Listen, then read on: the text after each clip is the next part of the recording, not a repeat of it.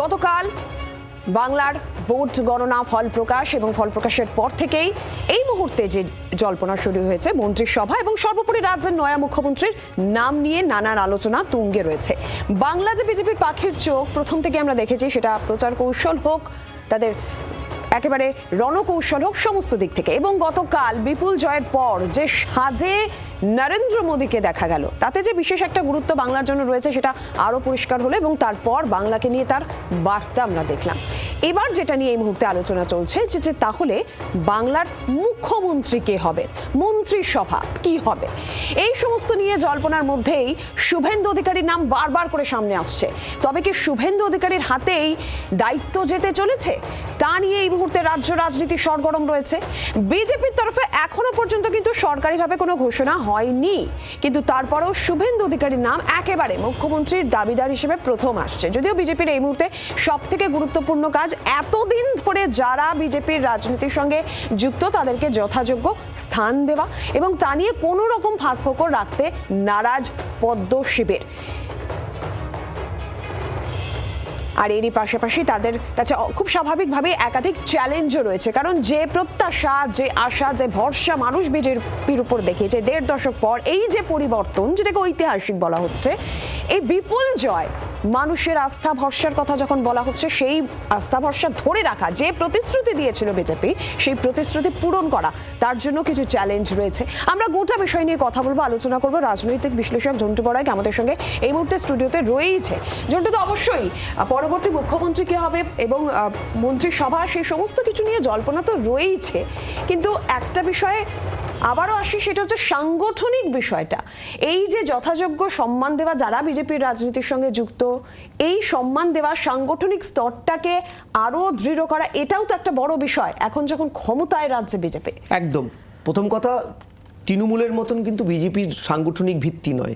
Trinamool leader base party আর BJP হচ্ছে cadre base party, একটা নীতির উপরে দাঁড়িয়ে থাকে। ফলে এই নীতির উপরে দাঁড়িয়ে থাকা দলটি, তারা যে তার মূল নীতির সাথে যুক্ত, একটা সময় পুরনো কর্মীরা যারা মার খেয়েছে, লড়াই করেছে, তাদেরকে সামনের সারিতে না আনলে টিকতে পারবে না, তারা বুঝেছেন। 21-এর নির্বাচনে প্রচুর তৃণমূল থেকে আগত লোকদের টিকিট দিয়ে সেই মুখ থুবড়ে পড়েছে, সেটা কিন্তু একটা হিসাব আছে। দ্বিতীয়, এবারের নির্বাচনটা আরএসএস সরাসরি লড়েছে।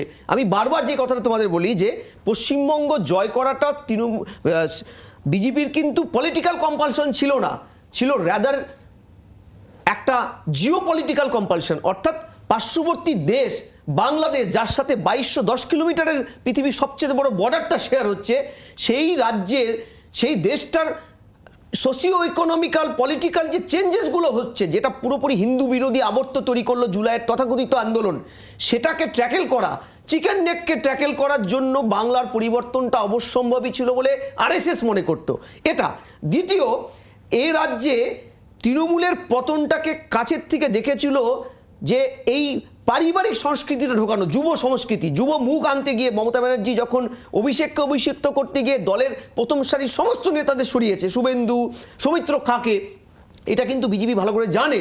ফলে সাংগঠনিক ভিত্তিভূমিটা যে এখানকার জীবন কাঠি হতে পারে, এমনকি দলে প্যারালাল যদি মুখ, যুব তৃণমূলের যেমন যুব মুখ প্যারালাল হয়ে দাঁড়িয়েছিল শক্তিশালী, এটা যেন বিজেপিতে গড়ে না ওঠে, বিজেপি যেন উপর থেকে নিচ অব্দি একই বন্ধনীতে থাকে, আবদ্ধ থাকে, এটা না করতে পারলে পলিটিক্যাল স্টেবিলিটিটা আসবে না। আর পলিটিক্যাল স্টেবিলিটি না আসলে শাসন ব্যবস্থা দুর্বল হয়ে যাবে। আসবো অবশ্যই ঝন্টুদা। তার আগে আপনাদের শোনাই, এই যে বারবার করে পরবর্তী মুখ্যমন্ত্রী কে হবেন এই নিয়ে যখন জল্পনা চলছে, এই প্রসঙ্গে এর আগে কিন্তু অমিত শাহ বলেছিলেন। শুনুন অমিত শাহ কি বলেছিলেন, শোনো। बंगाल की मुख्यमंत्री जी अफवाह फैला रही हैं कि बंगाल में अगर भाजपा का शासन आया तो बाहरी लोग शासन करेंगे। दीदी, बंगाल का अगला मुख्यमंत्री बंगाल में ही जन्म लेने वाला, बंगाली मीडियम में पढ़ा लिखा और बंगाली बोलने वाला होगा। इतना ही है कि आपका भतीजा नहीं होगा, वो भारतीय जनता पार्टी का कार्यकर्ता होगा। अगली सरकार बंगाल के ही भारतीय जनता पार्टी के कार्यकर्ता ने बनानी है। বাংলার আওয়াজ, বাঙালির আবেগ, জি 24 ঘন্টা।